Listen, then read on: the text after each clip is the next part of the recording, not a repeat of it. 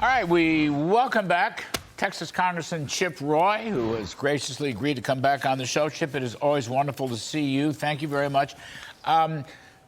Without any preamble, we're going to play some sound. Here's what Speaker McCarthy said after the meeting with Biden yesterday. I want to get your take on it. Please take a listen.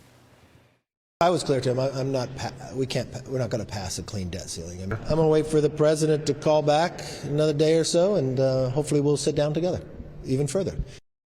What we talked about today was about moving forward and how we move through on a debt ceiling and how we get an agreement. I believe if we're able to get to an agreement, we could have a funding agreement for the next 2 years. You won't see omnibuses anymore. All right. Chip, I know you're not necessarily a budget expert, but I think you know a lot about the budget. So, Mr. McCarthy says, no clean debt bill. All right, we all agree with that. There's going to be spending cuts. The whole country agrees with that, I think, Chip. The second part was more interesting to me and surprised some people. Essentially, I think Kevin was talking about a 2-year spending cap of some kind.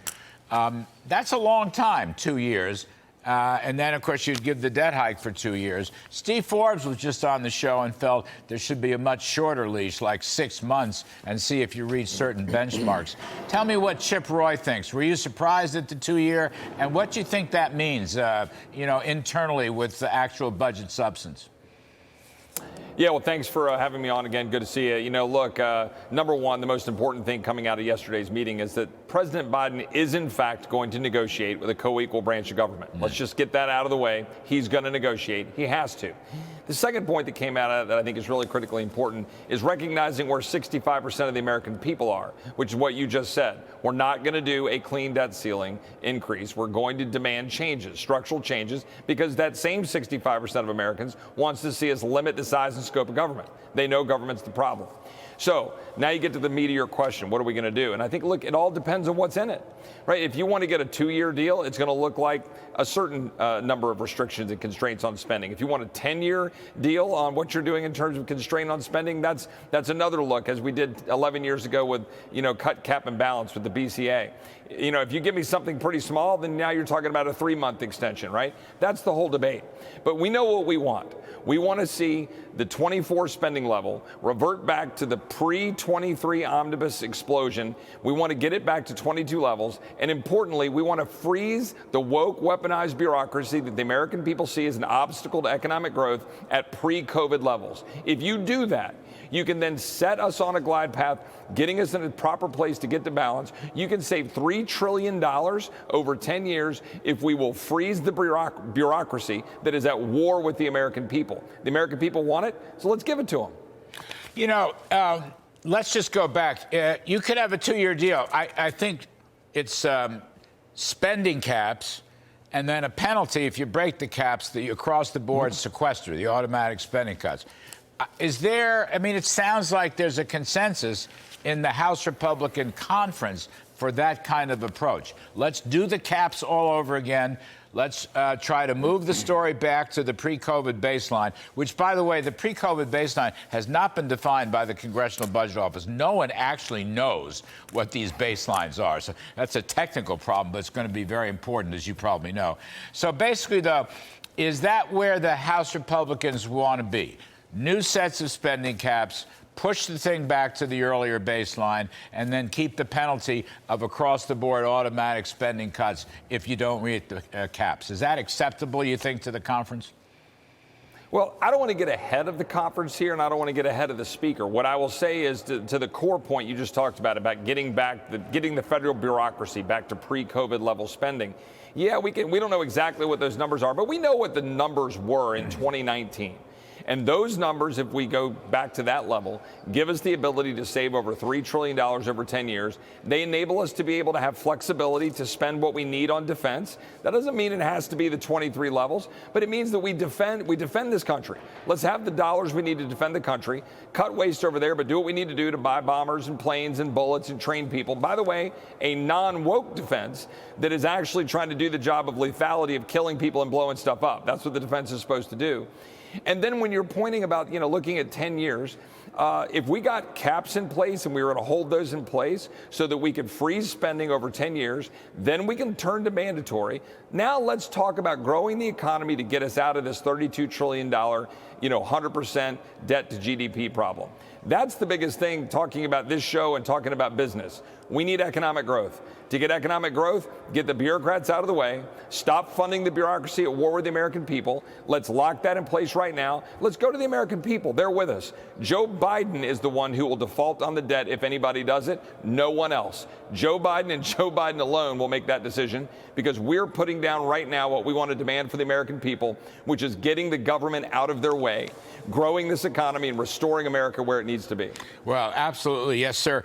You know, I don't know if you saw Phil Gramm's, former Senator Phil Gramm's op-ed in the Wall Street Journal today, but one of the key points he makes, Chick, is the so-called COVID emergency, and that includes, I would say, the so-called Defense Production Act. That has got to be overturned and stopped, because under that guise, as you know, trillions of dollars and the biggest expansion of the federal government in I don't know how many years occurred. So what's the outlook? Biden's now saying he'll stop it in May. There's probably no credibility there.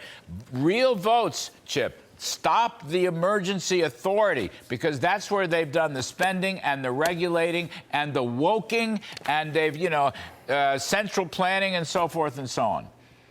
Well, as you know, I've now been put onto the Rules Committee. We just put out on the floor this week, and we had votes ending the public health emergency, ending the national emergency, ending the CMS mandates. That is a giant step forward. We're sending those bills over to the Senate. So now let's ask Chuck Schumer. Why won't he stand up in defense of a nurse wanting to go back to work? Why won't he end the emergencies and applaud that we're moving forward as a country? And guess what? Joe Biden, in response, said, you know what? Gosh, I guess I better get on the train. I'll end the emergencies on May 11th.